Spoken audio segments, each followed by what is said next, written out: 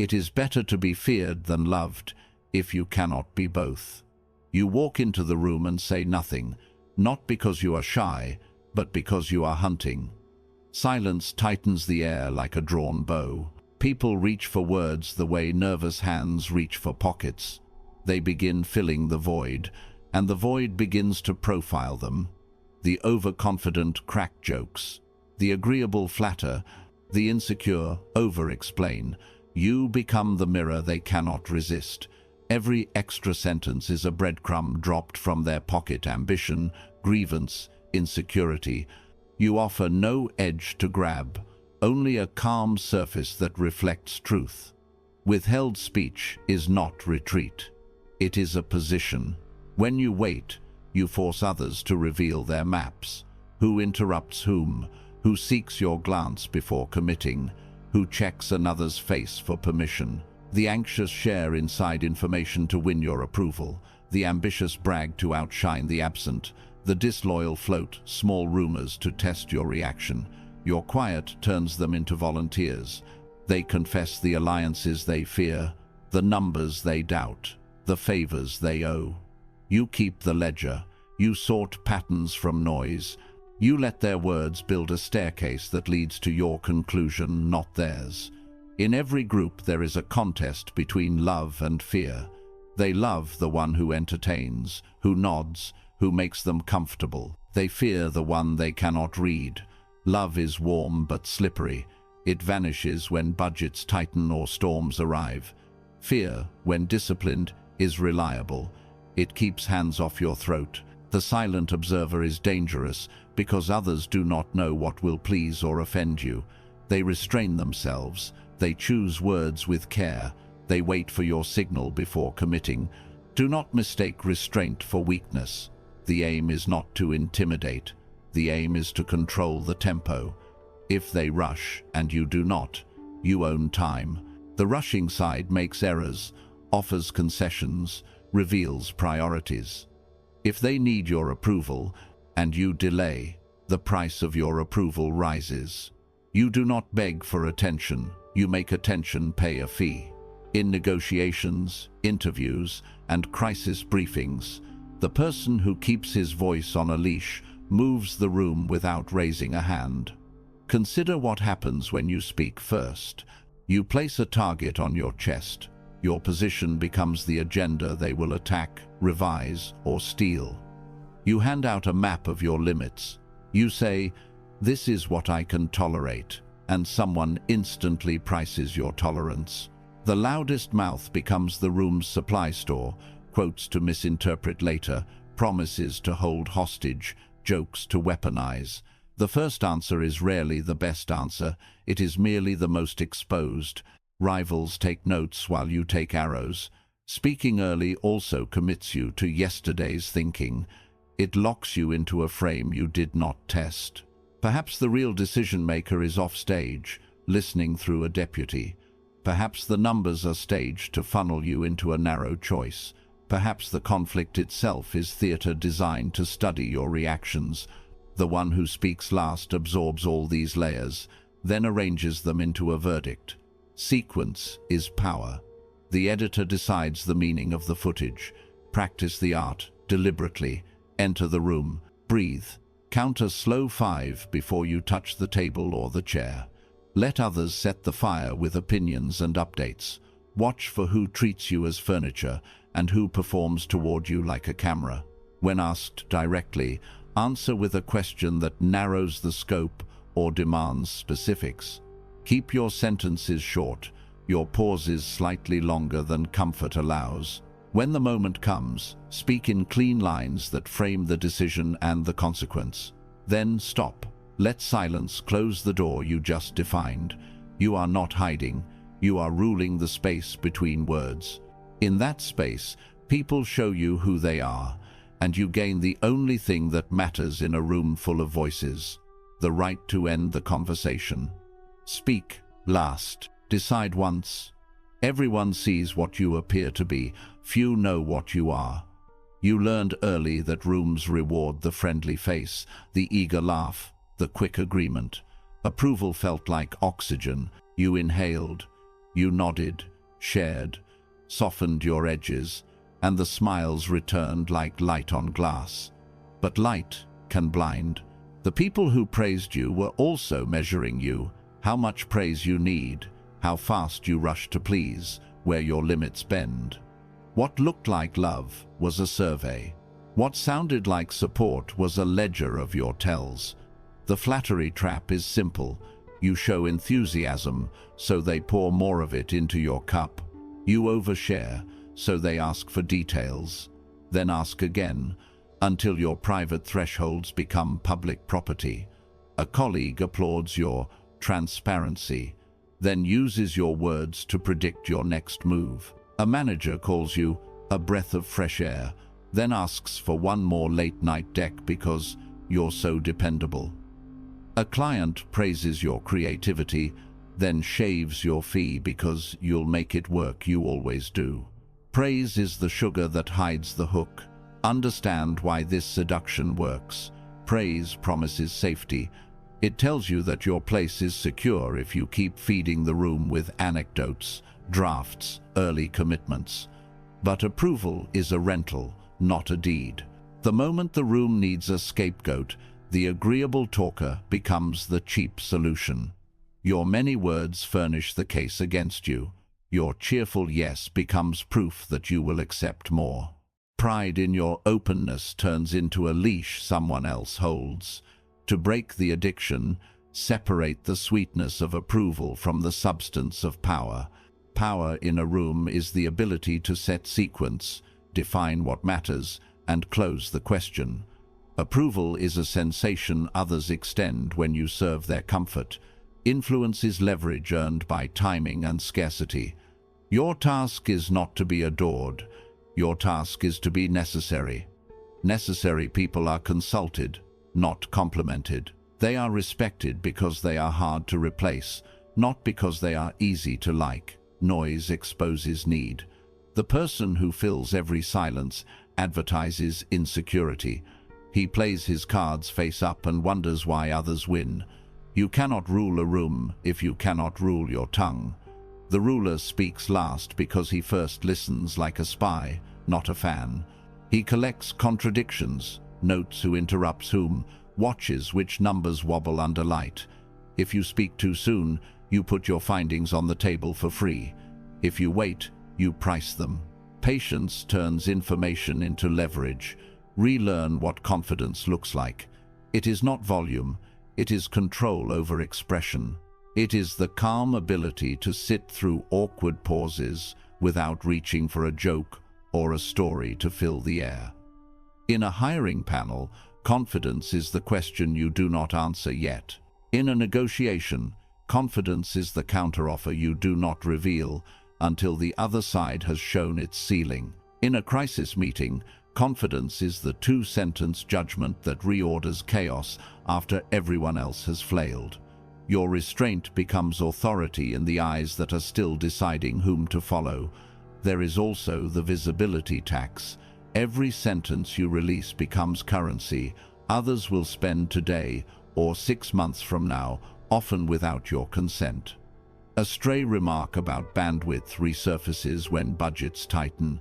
Casual optimism becomes a promise you never made, now used to measure your underperformance. The witty jab returns as a quote with your name on it, stripped of humor, weaponized in an email thread you do not see. The more you talk, the more IOUs you issue. The market will collect, with interest and poor timing. Reduce the surface area of attack. Say only what advances position, clarifies risk, or frames the decision. Replace running commentary with precise questions. What evidence supports that timeline? Which stakeholder owns the downside? What becomes true if this fails? Each question pulls the discussion onto ground you can hold. Each silence that follows gives you reconnaissance. When others scramble to reply, they reveal their incentives and their fears. You are converting their noise into your map. Consider 3 scenes. In the pitch room, a founder floods the deck with passion. Investors nod, praise the vision, then ask one sharp question about retention. The founder answers quickly and keeps talking. The nods fade. The money walks. In the performance review, an employee lists every achievement, then rushes to explain 2 misses. The manager writes down the misses only. In the board meeting, a director says little for an hour, then asks a single question tying rising costs to a risk the others ignored. That question reframes the hour in 30 seconds. You are not sworn to silence, you are sworn to sequence. Speak when your words move the lever. Decline when they merely feed the room's appetite for entertainment. When asked for thoughts too early, say, "I'm listening for the core risk." When invited to overshare, say, "Let's stick to decisions." When complimented for being agreeable, let the smile pass through you like wind through stone. Do not punish praise, simply refuse the leash tied to it. This is not cruelty, it is clarity. The room's affection is fickle because it is collective and conditional. Your value cannot be indexed to that weather. Anchor it to outcomes you can shape. Spend fewer words so each word gains weight. Perform less so your presence reads as judgment, not audition. Judges are not beloved, they obey. Choose a new rule. Stop paying for comfort with information. Do not trade certainty for applause. Convert praise into data, not food. Track who compliments you, when, and why. Patterns reveal interests. Control the flow of your voice the way a banker controls credit, carefully, strategically, with interest charged on every release. Love may visit when it is convenient for others. Let it visit, let it leave. Your position remains. Be necessary, not adored. You feel the room before you hear it. Heat from old battles rises under your collar, and your tongue moves toward the first open space. You are not answering a question. You are answering a memory. The shadow at your back wants to speak fast, speak first, and drown the silence that once drowned you. This is how the wound chooses for you. It seizes your mouth with invisible hands and spends your future to pay an old debt you never collected. Think of where the reflex was born. The classroom where you raised your hand and the teacher looked past you. The meeting where a rival stole your idea because you waited one breath too long. The family table where volume beat merit and your best thought arrived after the plates were empty. That ache did not leave. It hardened into a rule. Never wait. So you flood the present to escape the past. But excess is a confession. The more you rush to fill the air, the more you testify against yourself. The urge to jump first is not strategy, it is preemption. You tell yourself you are seizing initiative, but you are simply outrunning rejection. The faster you talk, the more the room learns about your fear. They learn your trigger, silence. They learn your drug, approval. They learn your currency, credit. And once they know your price, they buy you cheaply. The loud voice looks strong until the first hard question forces it into the open, where it bleeds detail, apology, and justification. Your shadow does something else. It projects. Wounded pride cannot sit still. It invents threats. You see disrespect where there is only delay. You hear insults where there is clumsy phrasing. You demand credit, because the unhealed part of you believes every omission is theft. In that state, you telegraph needs like bright flags. You chase your name on the slide, your quote in the memo, your face at the front of the room. Sharp observers do not need to defeat you. They simply feed the signal you already broadcast. Projection creates tells. The person afraid of irrelevance over-explains. The praise addict laughs too loudly and agrees too quickly. The one who fears being questioned interrupts to steer the narrative away from facts. Each behavior is a fingerprint on the glass. Skilled operators treat your calls as bargaining chips. They ask for quick thoughts, knowing you will blurt unsifted information. They praise your transparency to pull confidential context into daylight. They delay decisions because your anxiety will donate concessions to end the wait. Now study yourself with the same cold eye. When the heat rises in your chest, it is not the topic, it is the echo. Name it. Give your ghosts proper titles: rejection, invisibility, stolen credit. Do not negotiate with them. Establish a counter-rule that belongs to the present, not the past. You will not pay yesterday with today. You will not answer injured memories with living breath. You will not sell positions to purchase comfort. To turn a wound into a weapon, build ritual. You do not reason with adrenaline. You command it with steps. First, write your top 3 triggers on paper: real, visible, portable. Yours might read: silence after I speak, delays on my proposals, someone else summarizing my point. Second, pair each trigger with a silence cue that the room cannot see. Box breathing. Inhale 4, hold 4, exhale 4, hold 4. Counting, press your thumb to 3 fingers, 1 beat each. Anchor, place your pen on the table and do not lift it for 5 seconds. Third, convert the pause into reconnaissance. 1 clarifying question, 1 request for evidence, 1 note about risk. Delay becomes data. Calm becomes leverage. The method makes power repeatable. In a negotiation, your trigger is the fear of being passed over. The other side says, "We need an answer now." The wound wants a quick yes. The ritual buys time for a clean question. What changes if I answer tomorrow at noon? If nothing changes, urgency was theater. In a performance review, your trigger is unfinished credit. The wound wants to argue in the room. The ritual moves you to document outcomes and send a crisp note after: numbers, not nerves. In a crisis meeting, your trigger is chaos. The wound wants to command instantly. The ritual turns you into the quiet center that asks, what is the worst-case cost if we act in the next hour versus the next day? Decision regains a spine. Understand, the ritual is not politeness, it is counterintelligence. Each pause captures data, others leak without noticing. Who rushes to fill the gap? Who checks faces before speaking? Who answers the question you did not ask? Who introduces new numbers when pressed? Your silence becomes a net. You map the room's unspoken hierarchy while everyone else auditions. Your shadow stops steering and starts scouting. It walks the perimeter and returns with names, loyalties, and weaknesses. Do not romanticize your wound. Respect it. A scar is not a crown. It is a sign that a gate once stood open. The goal is not invulnerability. The goal is unreadability. When your triggers drive you, your rivals can script you. When your ritual drives you, you script the room. This is the conversion from being managed by attention to managing attention itself. You stop performing to be seen and start positioning to decide. Grief will visit when you stop paying for comfort with information.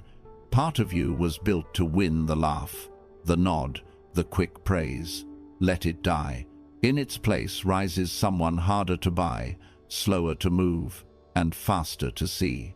Your value is no longer measured by how many people clap, but by which choices align when you speak. Silence becomes territory you own, not emptiness you fear. Expect tests. The room will bait your new boundary with faux urgency, with flattery dressed as respect, with open-ended prompts designed to make you explain. Smile, place the pen on paper, ask the clarifying question that costs them a fact. What risk are we accepting? When they press, say, let's close the knowledge gaps first. When they charm, say, decisions, not decoration. When they hurry, say nothing, watch the timeline, and let their need reveal the true deadline.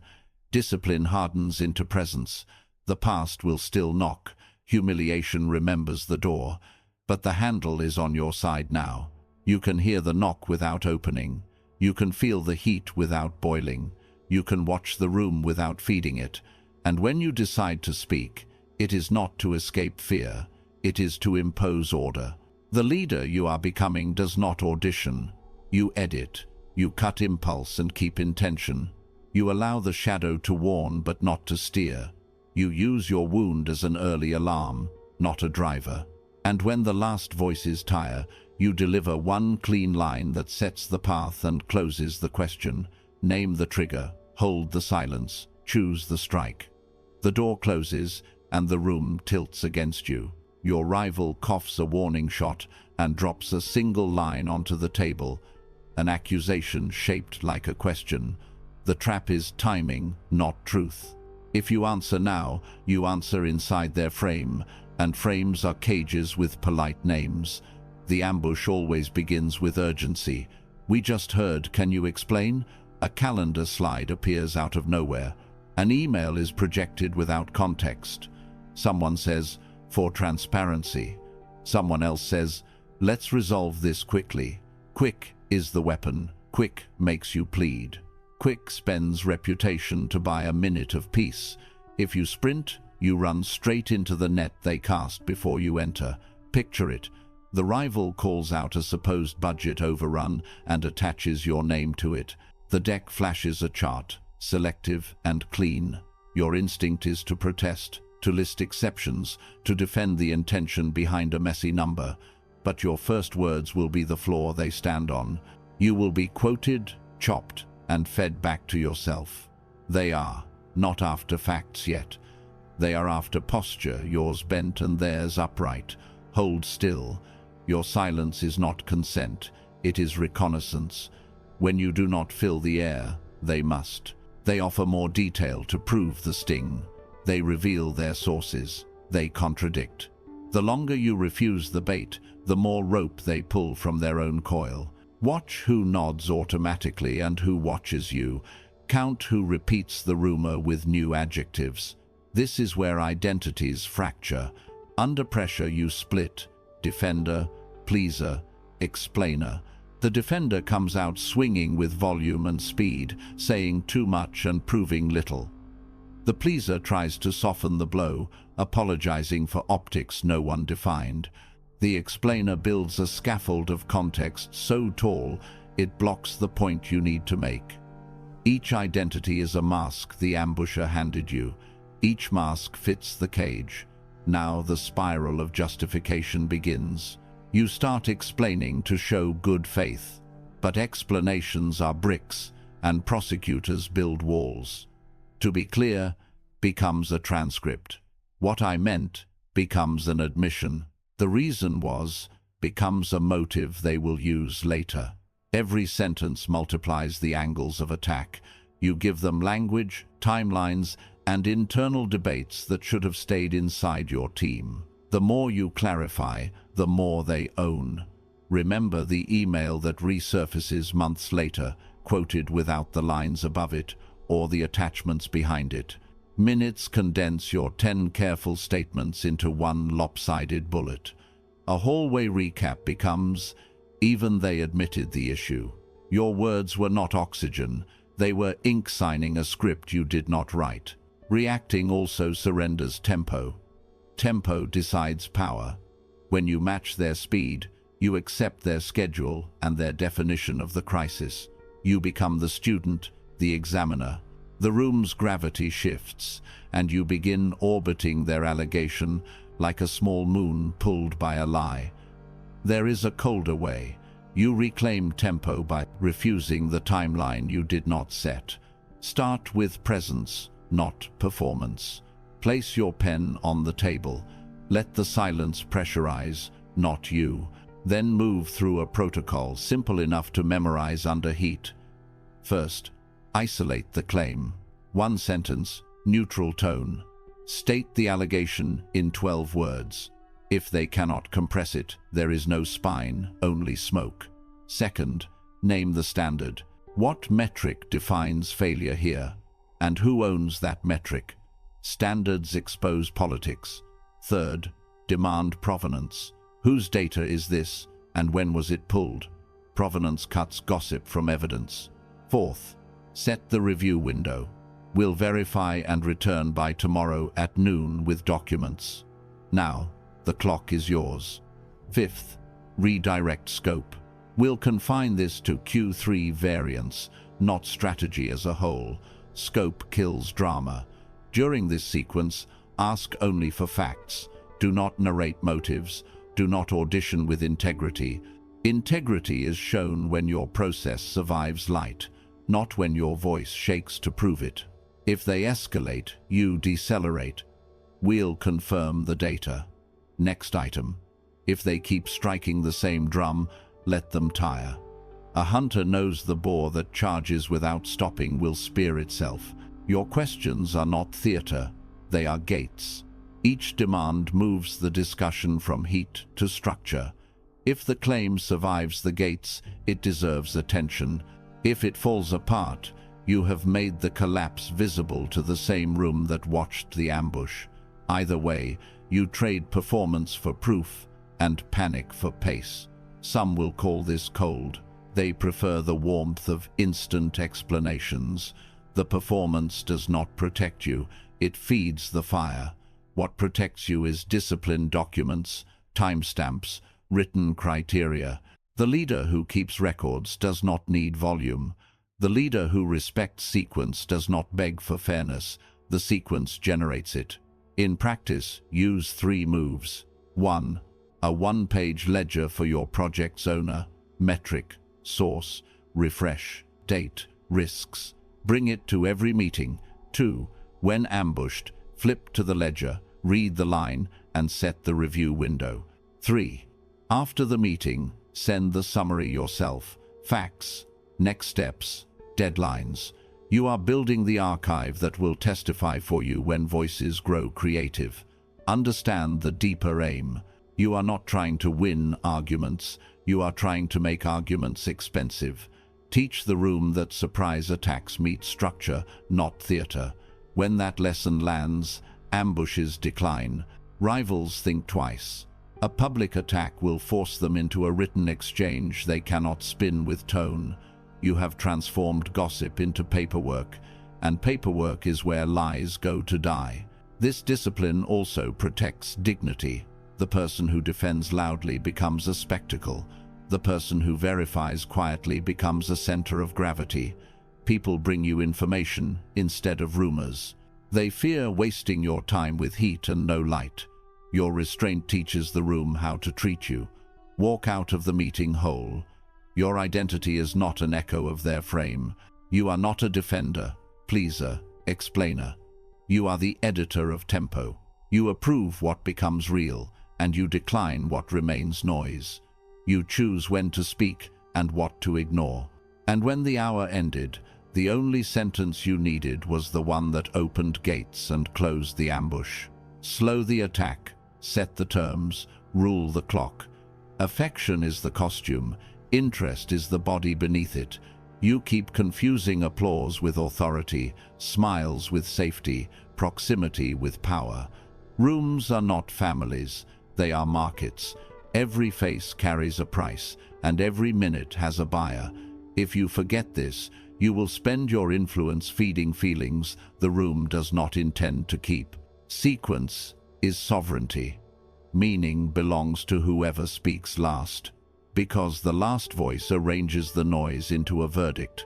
Think of an edit bay, hours of chaotic footage, then one clean cut that decides the story. In meetings, speaking first is acting. Speaking last is editing. The actor amuses, the editor defines. You earn this position by listening for contradictions, stacking them, and placing a simple sentence on top. After an hour of drift, you say, 3 risks, 1 path. The room exhales. You have not been charming. You have been governing the order of events. Consider a product review. The table vibrates with ideas and rescued anecdotes. If you jump early to be helpful, you become part of the pile. Wait, and you watch which metrics wobble, which leaders flinch at costs, which timelines keep slipping. When energy dips, you close. If we ship now, we buy churn. If we fix onboarding, we buy trust. Decision: 4 weeks for the fix, then ship. You did not win with volume. You won with sequence. The mask of collegiality hides a test. Open dialogue often means factions using the room to measure each other. Compliments float like lanterns, while knives trade hands beneath the table. A friendly question can be a scout for an ambush. A warm invitation to weigh in is bait to make you disclose your ceiling. Do not apologize for restraint. Silence is how you see the map before you move your piece. Factions announce themselves if you stop performing. One voice repeats another's language, almost word for word. One manager refers to a vice president who is not in the room. A peer protects a vendor whose price makes no sense. If you keep talking to fill the air, you miss the current beneath your feet. If you wait, you see who coordinates eye contact, who trades small favors, who stiffens when a certain name appears. You are not avoiding teamwork. You are auditing motives before you invest. Remove the guilt. The room will try to shame you into constant contribution. We value participation. We want your thoughts. Don't be shy. They value your content when it serves their position, not your future. Your job is not to please the circle. It is to protect your radius of action. A leader who speaks every minute is a leader who cannot see. A leader who listens until the picture forms can move 1 inch and shift the whole table. From pleasing to positioning, this is the turn. Stop asking, how do I win them over? Start asking, where does the decision converge, and how do I sit there? Decisions converge where risks are owned, where budgets are signed, where trade-offs are accepted. Place yourself where the downside is tall, and your voice will be requested, not tolerated. Sit near the cost, not the applause. The one who pays is the one who decides. There are practical moves. Before the meeting, find the real owner of the outcome, the person whose calendar suffers if the choice goes wrong. Learn their fear, velocity, reputation, margin, or political cover. During the meeting, track contradictions. Speed demanded with 0 risk. Innovation demanded with no funding. After the meeting, send the 1-page decision spine. Problem, options, risks, recommendation. Do this 3 times, and people will start deferring to your order rather than your charm. Modern scenes make it plain. In a hiring panel, you do not charm the group with stories. You frame the trade-off. We can get A's speed or B's depth. The backlog demands speed. In a budget review, you do not preach your team's virtue. You map the cost of inaction, delay now, and support tickets double next quarter. In a crisis PR call, you are not the loudest moral voice. You are the timeline. Legal at 10, draft by noon. Leadership at 2, publish at 4. Sequence bends the room. This is not cynicism. It is realism with a purpose, stable outcomes. The room's affection is weather. Your position must be stone. If they love you today, good. If they do not, good. Love may visit. It does not govern. You govern with clarity, scarcity, and timing. You say less so that each line hits harder. You wait longer so that your turn carries weight. You refuse to spend your future on applause that expires before the elevator closes. Reframe the promise you make to yourself. You will not chase smiles. You will build structures. You will trade comfort for control of order. You will replace the hunger to be seen with the duty to define. And when you finally speak, you will do it like a stamp on hot wax, 1 impression, sealing the letter. Choose the position where decisions converge. Let factions reveal themselves while you keep your distance. Speak when the sequence is yours to close. It was never love. It was the traffic of interest, and you will ride the current instead of drowning under it. Be the editor of time, not the actor in noise. A prince must be a fox to recognize traps and a lion to frighten wolves. You enter like the fox and wait like the lion. Your voice stays holstered. Your eyes do the work. You are not there to perform, you are there to measure. Speaking last is not shyness, it is a discipline, an operating system for power. You do not hunt attention, you hunt leverage. Begin with the recon grid. First, stake the power centers. Who can sign? Who can veto? Who can stall without being blamed?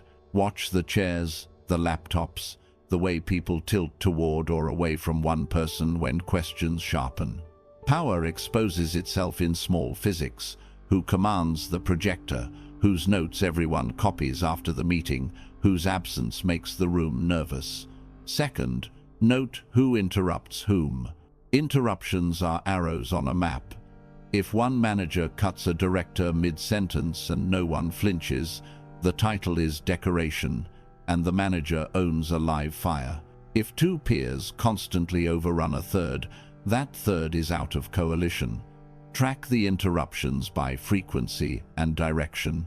You are counting control of tempo. Third, log contradictions. Write them, even with a single word on a small page. Timeline says Q2, budget says Q4. No risk paired with contingency request.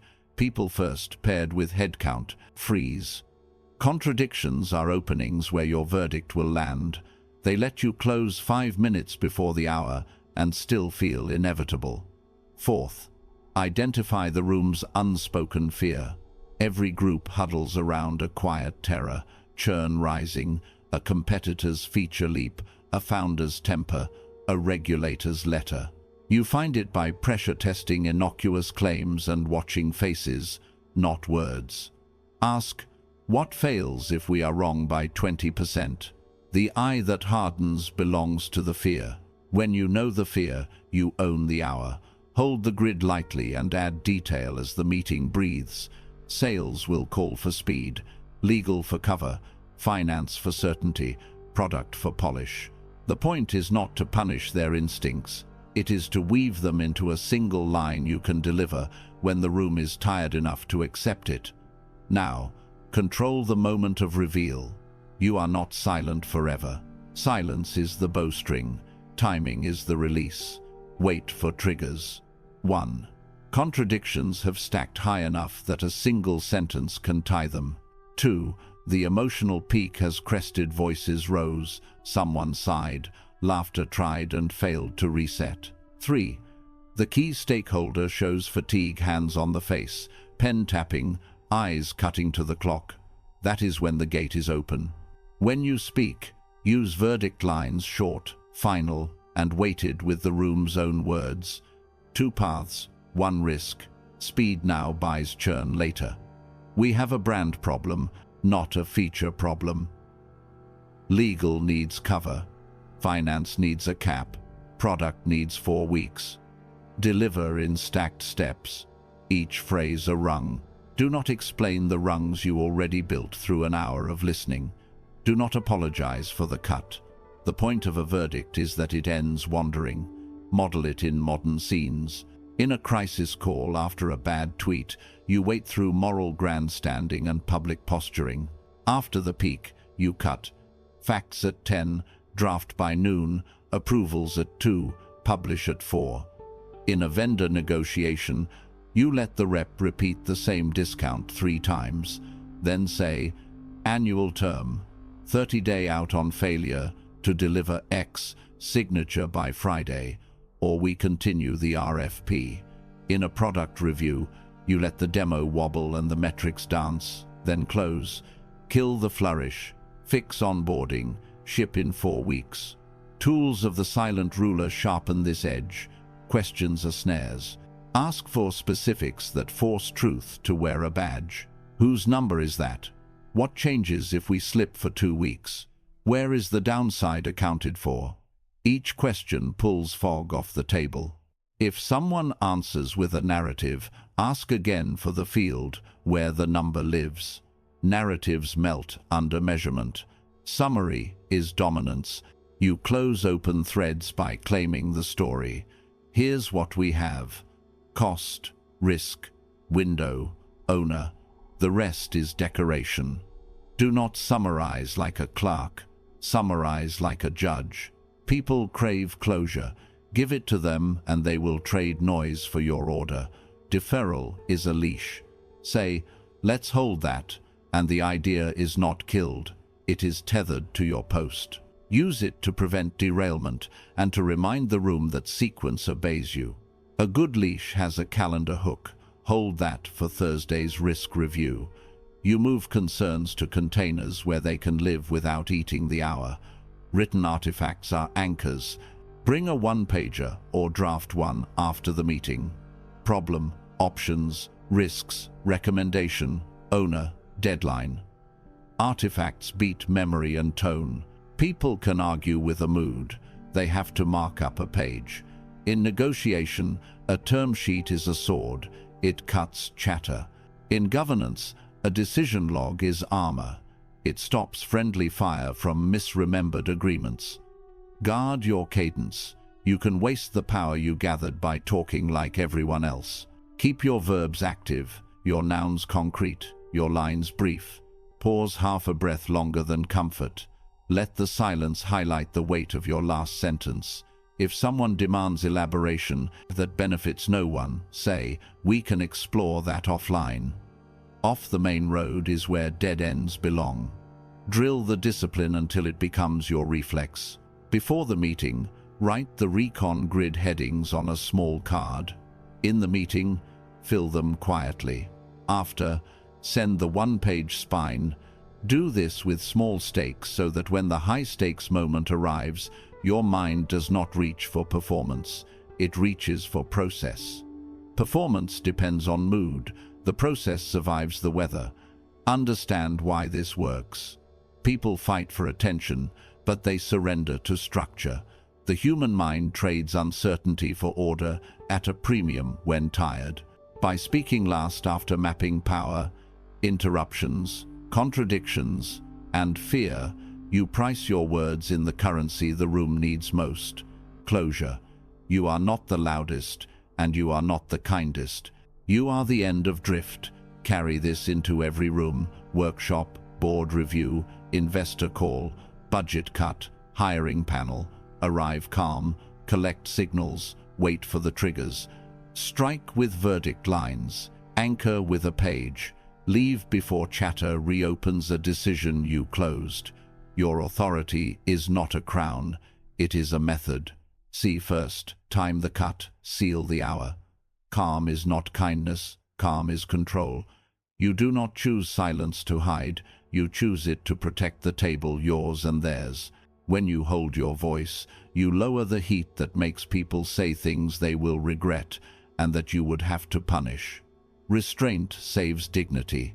You let the intern finish without interruption. You let a peer land their shaky point. You allow the senior leader to walk back a hard line without forcing a face-saving lie. Each time you resist the urge to win publicly, you keep an ally who can help privately. Enemies are cheap to make and expensive to carry. Silence keeps your ledger light. This is how needless enemies are born. A quick correction in front of witnesses.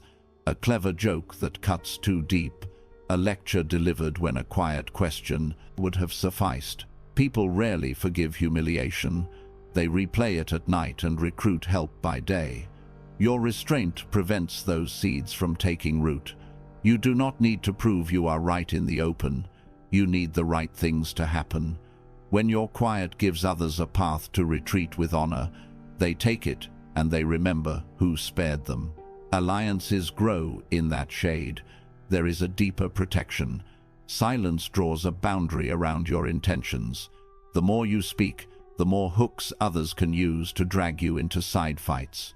By holding back, you keep your mission clean. The team learns that you are not a critic looking for applause.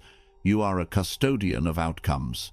They stop performing for your laughter and start aligning to your standard. The room begins to respect the silence that precedes your words because it protects, not threatens. Then comes the piece of tempo. Meetings do not need more passion. They need a steady metronome. You provide it. The loud combatants swing and tire. You keep time. You wait through the emotional crest, through the sighs, the posture, the theatrical certainty. When you speak near the end, your sentence lands like a period. The hour closes cleanly. Even those who disagree feel relief, because you replaced drift with direction. Confidence is not the noise you make, it is the time you keep. Tempo is a gift. When you control timing, you end debates before they turn personal. You route decisions into the right containers: risk review, budget sign-off, legal check, so people fight on ground that fits the issue, not on personality. You also preserve your strength. Every unnecessary skirmish steals energy from the decisive strike. By speaking last, you avoid dozens of tiny cuts that bleed leaders dry. You arrive at the real choice with a full heart and a sharp mind. Practice makes this state natural. For the next 30 days, carry the recon grid into every room. First minute, stake the power centers. Who can sign? Who can stall? Who can sway? Next, mark the interruptions with quiet tally marks. Let the arrows paint the hierarchy for you. Third, write contradictions as single words: timeline, margin, risk, so your memory does not wobble. Fourth, watch for the unspoken fear and give it a label. When you can name fear, you can calm it without theater. Add 2 small drills. The first is the 2 breaths rule. Before you speak, breathe twice. If the moment survives your breaths, it was not a moment, it was an impulse. The second is the verdict line. In your notes, write 1 sentence that would close the hour if spoken at minute 55. Spend the meeting testing that sentence against the facts. If it still stands at the end, deliver it. If it does not, you kept the room safe from a premature decree. By the end of the month, you will feel a new quiet inside you. Not passivity, control. You will start to notice the volume of other people's storms without catching their rain. You will walk into tense rooms and watch shoulders drop because you are there. People will speak better when you are silent because they are performing for order, not applause. That is leadership, the calm that makes others more precise. Choose peace over chaos, not because you are soft, but because you are serious. You keep dignity intact. You end hours with clarity. You conserve strength for the cut that matters. And when you finally choose to speak, the room hears a door click shut and feels safe again. Hold the calm, set the tempo, finish with 1 clean line.